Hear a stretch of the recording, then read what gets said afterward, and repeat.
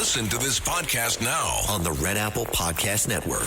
Why is the middle class shrinking? Why are people facing an affordability crisis while marginalized individuals called informals grow in numbers? Join me as I travel the world, speaking with people living in invisibility, the leaders working to solve it, and uncovering the hard truths shaping our economy and daily reality. Download all of Red Apple Media's podcasts right now through your favorite podcast platform.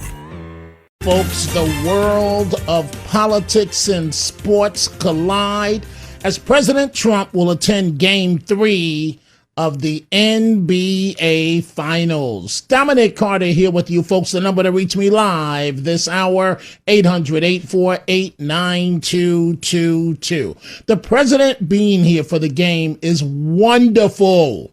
Even acknowledged by the commissioner of the NBA. He's here at the invitation of the team owner, Jim Dolan. But of course, Trump derangement syndrome coming into play. We'll have much more on this. Thank you, border czar Tom Homan. Homan vowing more ICE agents. ICE, baby, will be seen in New York City than ever before. He says he's going over the plan right now. I ask this question, and I mean this sincerely. If you don't have anything to hide, why are you threatened with ICE coming here? How many lives? How many do we have to lose? How many do we have to lose? Homeless maniac arrested, and that bloody Penn Station attack that left 5 innocent people injured, stabbed. And what's so ironic about the situation, as I pointed out on the Midnight Show, when I do take the train, that is the direct path that I come into New York City. Suffering, New York, to Secaucus, on to Penn Station, New Jersey Transit. And when you get off at Penn Station, it's almost like you're in a homeless shelter yourself. Somebody may be urinating in the corner, another person is asleep, another person is talking to themselves. And that's the way it is. It's not because of the police.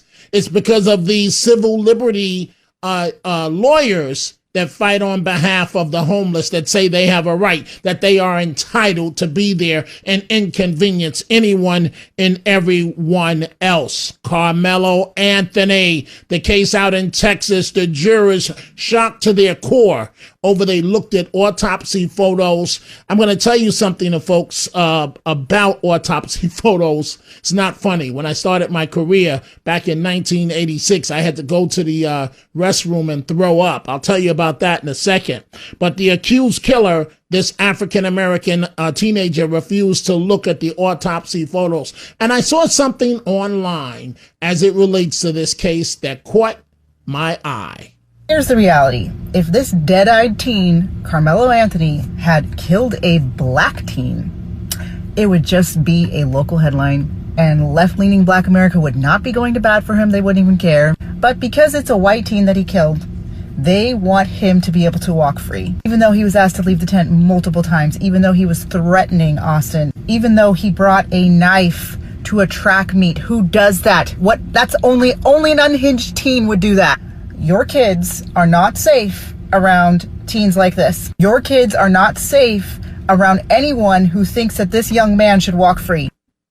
And Carmelo Anthony is being held up as a hero by some in the community. It's utterly disgusting. It's exactly what's wrong in urban America. It's what's wrong in black America. What's wrong is right. What's right is wrong. In the meantime, Carmelo Anthony, it's you, young man, that's going to jail for a very long time, for prison when this case is over. There is no way that he walks from this, and it is what it is. So I want to go back to, for a second, Carmelo Anthony wouldn't look at the autopsy photos, right?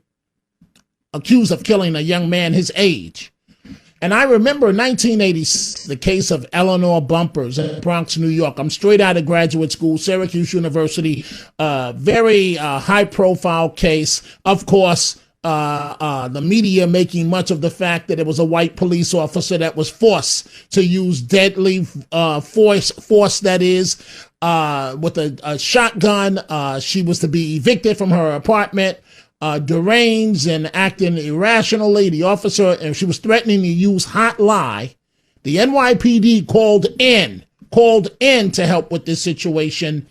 And ultimately, the officer was cleared as he should have been.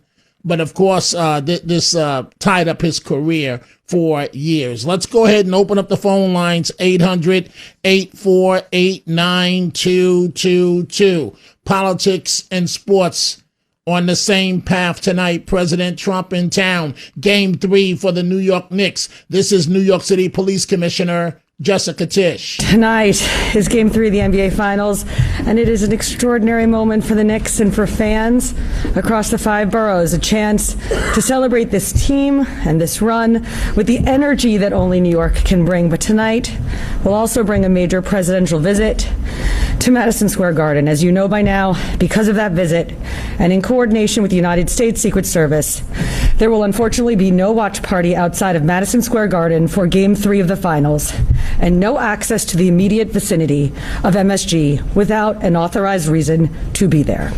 Starting at 4 p.m., no one will be allowed inside the secured area unless they have a ticket to the game, a train ticket, they are going to a business inside the area, they have credentials, or they have some other authorized reason to be there. Everyone entering the secure area will be screened by the New York City Police Department. The Secret Service's focus is straightforward: to ensure everyone attending the game can enjoy the game and have a safe experience while we carry out our responsibility to protect the President of the United States. To support that mission, there will be enhanced law enforcement and security presence in and around Madison Square Garden. All attendees will pass through TSA-style magnetometer screening before entering the arena. I strongly encourage fans to arrive at MSG at least 2 hours before tip-off. So inconvenience, yes, but it's a wonderful thing that the President of the United States is going to be in attendance. Folks, cut out the nonsense. Stephen A. Smith says that Trump shouldn't be there. I'll get to that in just a second.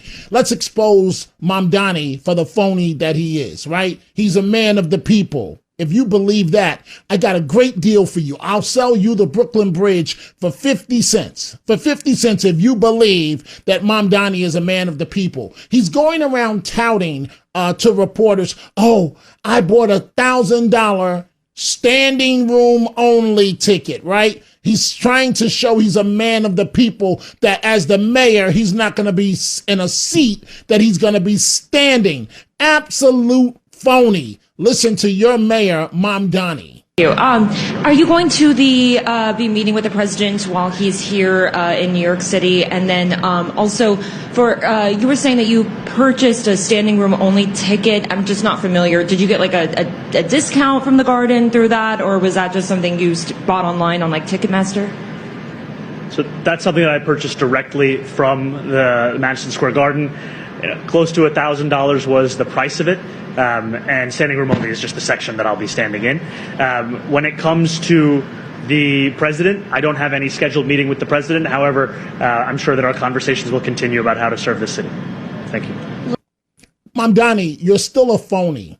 You still received preferential treatment. You left that part out of your response. If you were not the mayor of New York City, you would not even be able to get $1,000 standing room ticket. You left that out of your response, and the reporters act like they don't know how to follow up.